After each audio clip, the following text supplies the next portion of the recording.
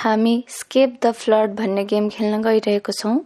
यो game VR हेडसेटबाट खेल्न सकिन्छ। हामीले टाउकोमा एउटा VR हेडसेट लगाएका छौं र हातमा दुईटा कन्ट्रोलर छ हामीसँग।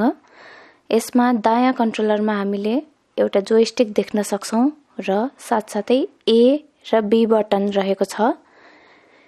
यस दायाँ कन्ट्रोलरको जोयस्टिकलाई तपाईले चारैतर्फ घुमाउनु भयो भने दायाँ बायाँ र अगाडि पछाडि हामीले देख्न सक्छौं। र त्यस्तै गरी यसमा रहेको A बटनले गेम खेल्ने बेलामा हामी उफ्रिन मिल्छ भने B बटनले एउटा बोर्ड डिस्प्ले हुन्छ र त्यसमा तपाईको गेमको डिटेल्सहरु आउँछ। त्यस्तै गरी बायाँ कन्ट्रोलरमा पनि जोयस्टिक रहेको छ। त्यो जोयस्टिकलाई तपाईले अगाडि पछाडि चलाउनु भयो भने हामी गेममा अगाडि हिड्ने छौं र त्यस्तै गरी पछाडि चलाउनु भयो भने हामी पछाडितिर हिड्ने छौं।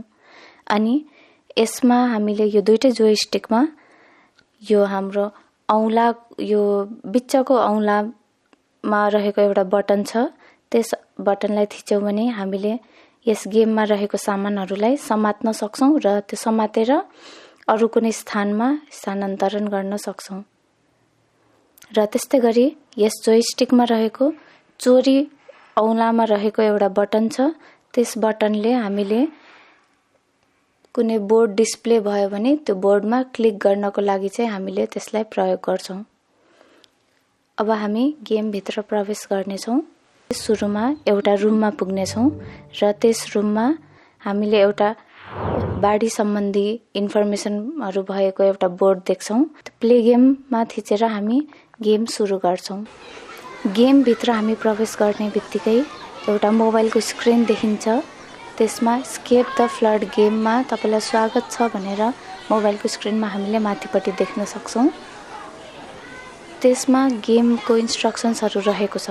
सुरुमा लोकेसन रहेको छ र त्यस्तै गरी अलर्ट आउँछ भनेर हामीलाई त्यसमा लेखिएको छ इन्स्ट्रक्सनमा। अलर्ट पछि प्रिपेयर छ अनि पिकअप भनेर हामीले सही सामानहरु पिक गर्न पर्ने छ र त्यस्तै गरी त्यहाँ भएको जनावरहरुलाई हामीले सेभ गर्न पर्ने छ र अन्त्यमा हामी हाम्रो गोल भनेको सेफ सेल्टरमा पुग्न पर्ने रहेको छ। यहाँ हामीले क्लासरुमहरु देख्छौं। Classroom block A, block B र त्यस्तै गरी canteen, office room, store room देख्ने छौं। यहाँ वरिपरि चारैतिर घुमेर हामीले यस स्कुलमा के रहेको छ भनेर हामीले सुरुमा अवलोकन गर्ने छौं।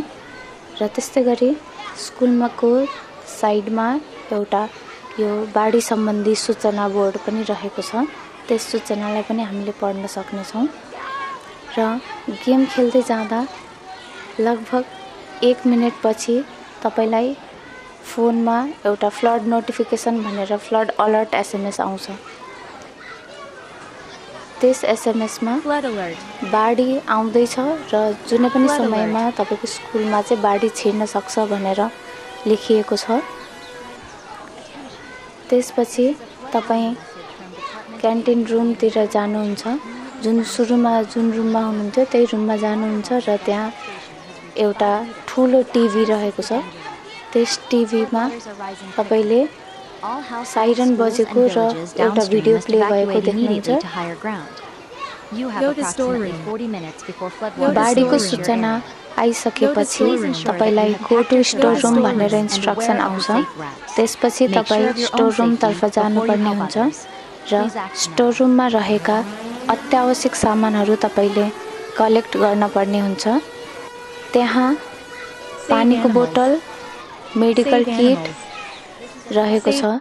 ती सामानहरु अत्यावश्यक भएकाले ती सामानहरु पिक गर्नुभयो भने तपाईले पोजिटिभ मार्किङ पाउनुहुन्छ।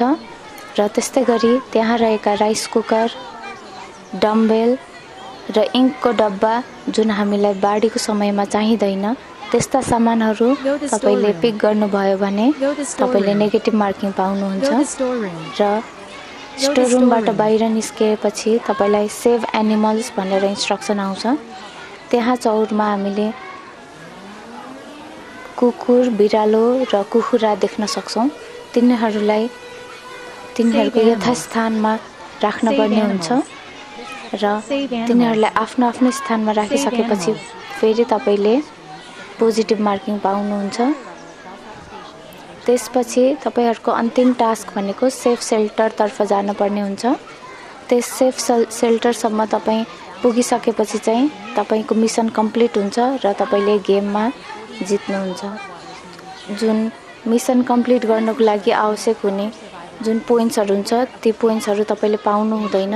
अनि त्यस्तै गरी सेफ सेल्टरमा तपाई जान सक्नु भएन, जुन 5 मिनेटको समयभित्रमा सेफ सेल्टर तपाई जान सक्नु भएन भने पनि नेगेटिभ मार्किङ हुन्छ र तपाईको मिसन इनकम्प्लिट हुन्छ र यु लुज भनेर मोबाइलमा एउटा मेसेज आउँछ।